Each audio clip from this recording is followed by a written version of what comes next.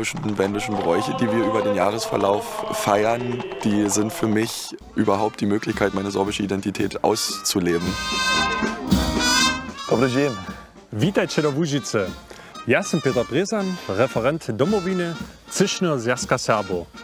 A mnie się groni Maksymilian Asadzki, ja som vietnik projekta Zorja za revitalizaciju Dolnoserskiej Rijece.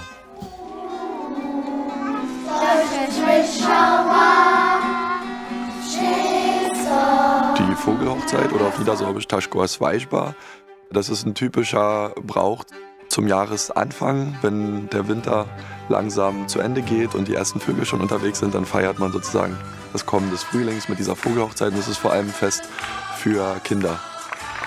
Die verkleiden sich dann als die Vögel und feiern dann Hochzeit. Und es gibt typische Gebäcke, die Sroki.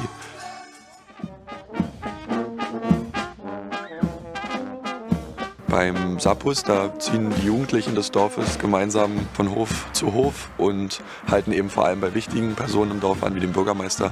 Und diese werden dann mit einem Tanz geehrt. Insgesamt sind 30 sorbische Bräuche im Bundesverzeichnis des immateriellen Kulturerbes Deutschlands eingetragen. Vor allen Dingen die Osterbräuche spielen bei den Sorben eine sehr zentrale Rolle.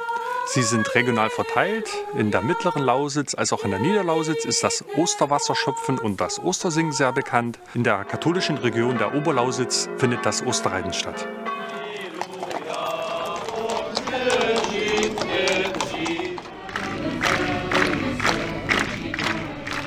Im Frühling findet in der gesamten Lausitz das Maibaumstellen statt. Eine Besonderheit ist aber das Maibaumwerfen, Mähemetanje, was vor allen Dingen in der Oberlausitz stattfindet, wo sich die jungen Damen die sorbische Tracht anziehen.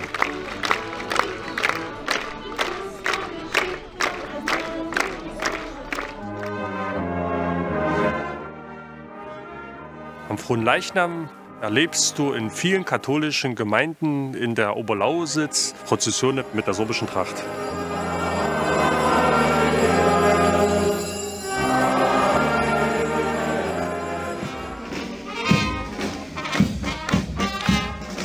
Typisch in der Niederlausitz ist zum Abschluss der Getreideernte der Kokot oder das Hahnrupfen oder auch das Hahnschlagen.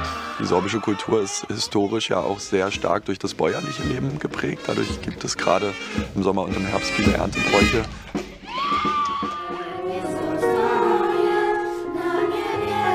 In der Schleiferregion ist das Slepianske Dzieciątko, das Schleifer Christkind, unterwegs. Ein Mädchen zieht sich die Schleifer Christkindstracht an. Dabei ist ihr Gesicht mit Tüll bedeckt und begleitet mit zwei Mädchen zieht sie von Haus zu Haus und gibt den Bewohnern ihren Segen. Die Menschen in den sorbisch-wendischen Dörfern der Lausitz sind sehr offen und freuen sich immer über Besucher bei ihren Bräuchen. So, wenn Sie sich für die sorbische Kultur interessieren, kommen Sie gern vorbei. Wenn Sie sich auch für die Sprache interessieren, dann haben Sie auch die Möglichkeit, die zu lernen, zum Beispiel hier bei uns bei Zorja. Unter dem Titel Erbe der Lausitz verbinden sich die sorbischen Bräuche und Feste mit den Lausitzer UNESCO-Städten unserer Region. Wir freuen uns, Sie hier in der Lausitz zu begrüßen.